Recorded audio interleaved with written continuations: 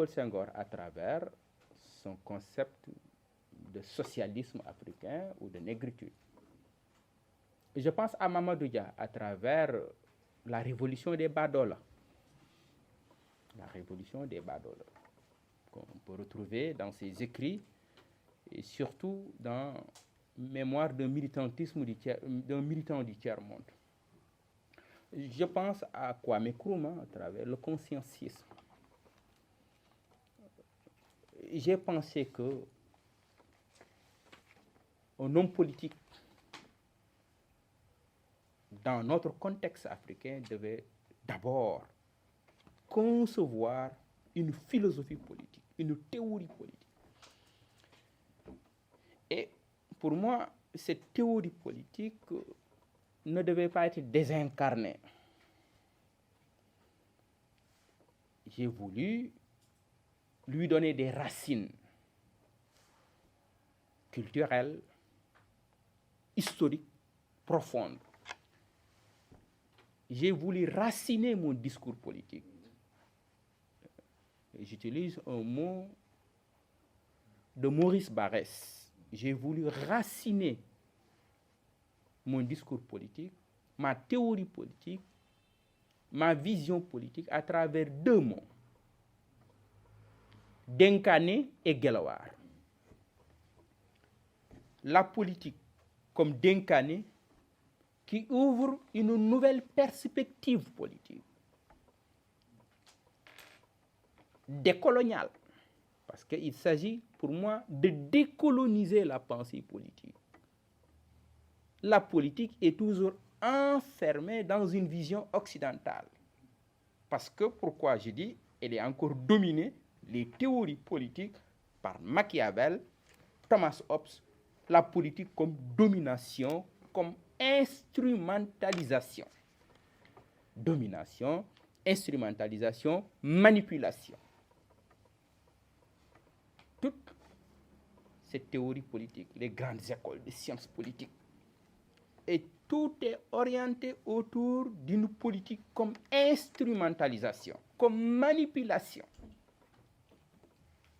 pour accéder au pouvoir ou pour conserver le pouvoir. Cette conception de la politique que j'appelle la politique comme domination,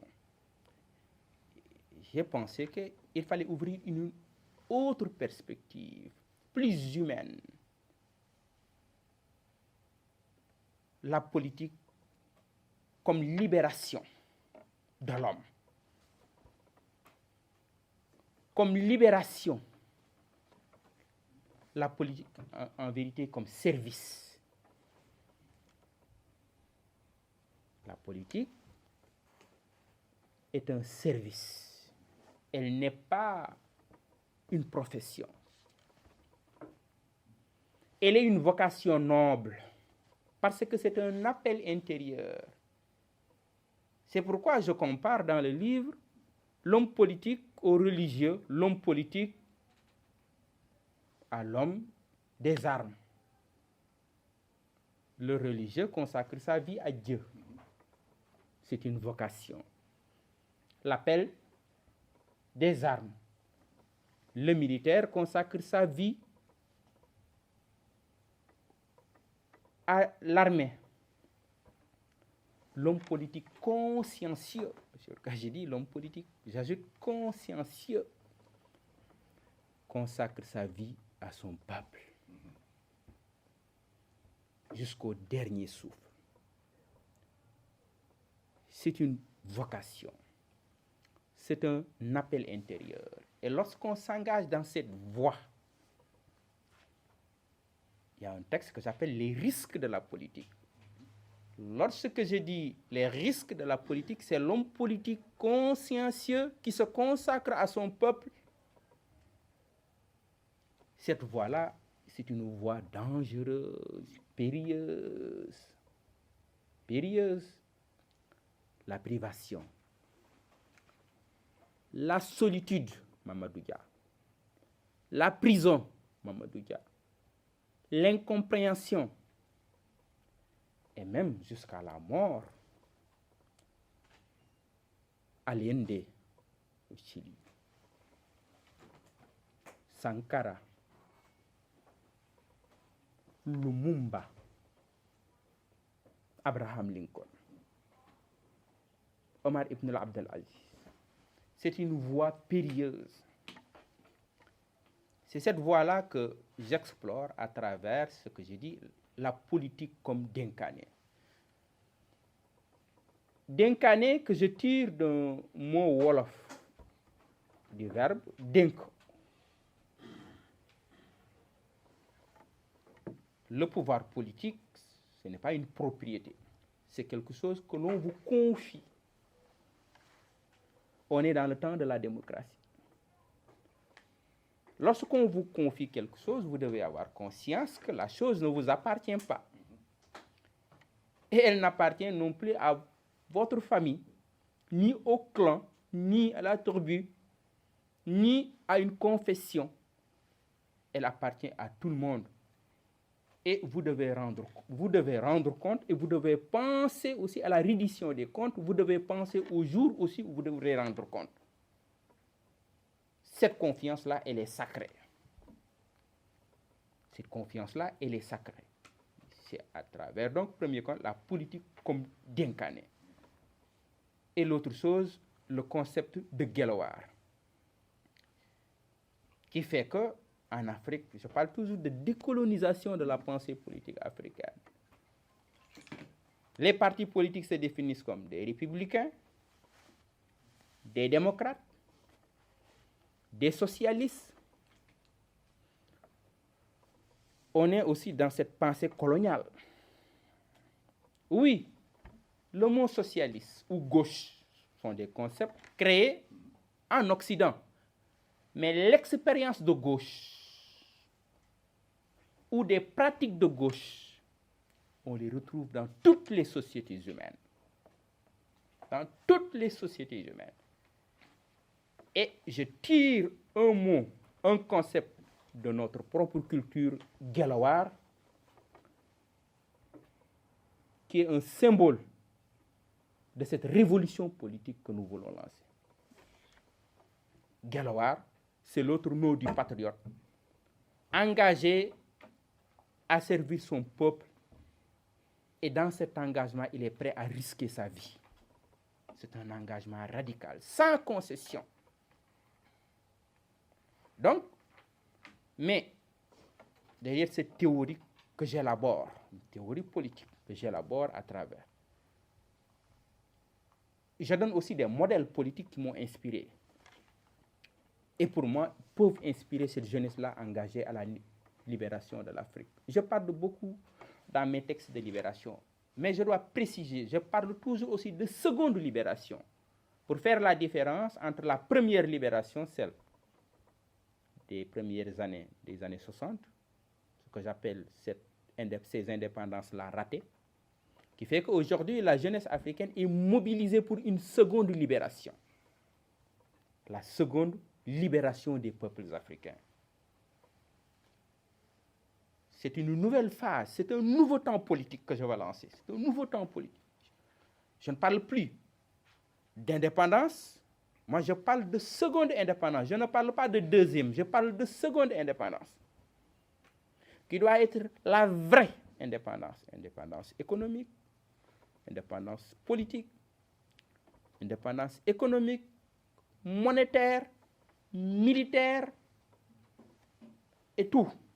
Quand je parle de seconde, parce que je dis toujours que la décolonisation est un programme inachevé. C'est un programme donc inachevé. Donc, je donne des modèles qui m'ont inspiré et continuent de m'inspirer. Je dis toujours à la jeunesse africaine aussi, moi, je refuse de m'enfermer. Voilà, quelque chose là qui commence à faire mode là, qu'il ne faut parler que de penseurs africains, de Cheikh Anta. Non, non, moi je suis un homme ouvert. Je m'enracine dans ma culture à travers le concept de Gelawar. À travers ce concept, j'élabore une théorie politique. J'ai lu Senghor, j'ai lu Mamadou Dia, Cheikh Anta Diop, Kwame Nkrumah, Julius Nyerere, Patrice Lumumba, Amilcar Cabral, mais je ne m'enferme pas dans un africanisme fermé. Non. Non, je m'ouvre au reste du monde. Mes références viennent des 4 vents du monde. Antiques, peuvent être médiévales, modernes, de tous les continents. Comme dit Thucydide, comme dit Périclès, à travers le discours que lui prête Thucydide dans la guerre du Péloponnèse, les grands hommes ont pour tombeau toute la terre entière. Les grands hommes ont pour sépulture dans les cœurs de tous les hommes justes. Qui fait quoi? Dans ces références-là, je donne Mamadou Dia, par exemple, j'ai côtoyé, j'ai fait l'effort de le lire. Ce que je tire de Mamadou Dia, c'est la dignité. Cet homme-là, qui après avoir fait 12 ans de prison à Kédougou, a pu regarder Léopold Senghor, les yeux dans les yeux, qui lui demandait, qui exigeait pour la libération de Mamadou Dia, que Mamadou Dia prenne un engagement solennel et par écrit de renoncer à la politique. Il lui dit, je préfère être libre en prison qu'être prisonnier d'or. La dignité, ce que les Halpulaar appellent le Tedungal. À travers le personnage de Thierno Souleymane Baal. Et pour moi, c'est une révolution démocratique. Une religion démocratique. Les recommandations de Thierno Souleymane Baal. La deuxième recommandation surtout. Lorsque vous avez élu quelqu'un et que vous constatez qu'il change ici, il faut le démettre. En Afrique, les gens arrivent au pouvoir pauvres, ils s'enrichissent, deviennent des milliardaires. Le grand problème que nous avons aujourd'hui en Afrique, la gouvernance, qui fait qu'aujourd'hui, les hommes politiques deviennent des milliardaires, des millionnaires, ont des villas, se payent des vacances. Pendant ce temps, le peuple s'enfonce dans la pauvreté. C'est pourquoi Thierno Souleymane Baal est important. Mais pas simplement Thierno Souleymane Baal. Je parle d'Abraham Lincoln.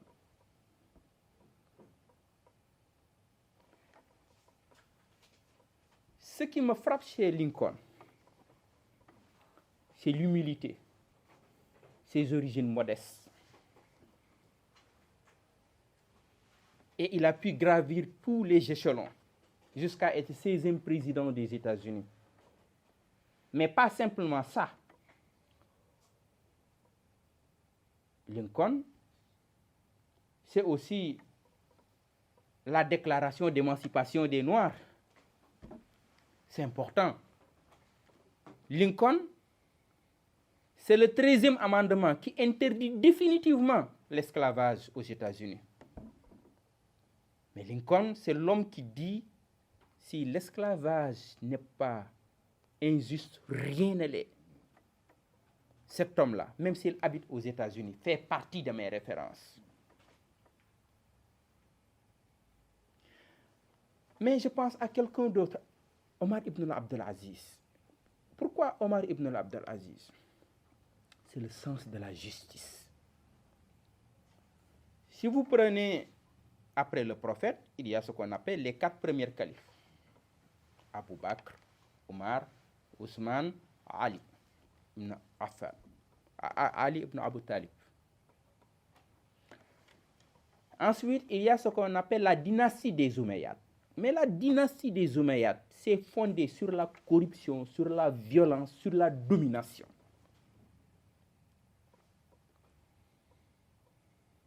Je parle aux historiens. La dynastie des Omeyyades,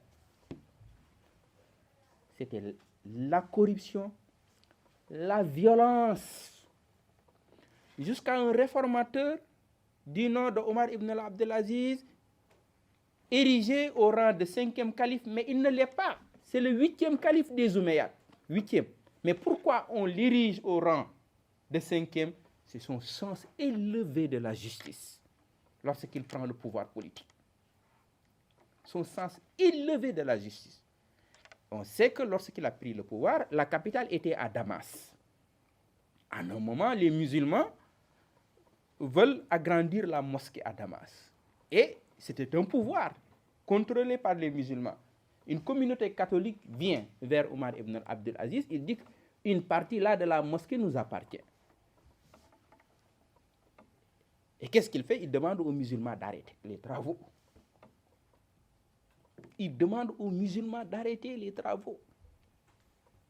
Le sens de la justice. Et voilà quelques références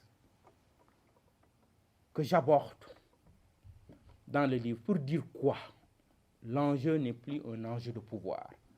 L'enjeu n'est pas de gagner la prochaine élection. L'enjeu, c'est de construire la société future. L'enjeu est de construire une société nouvelle, fondée sur la justice, sur la liberté, sur la dignité. Je vous remercie.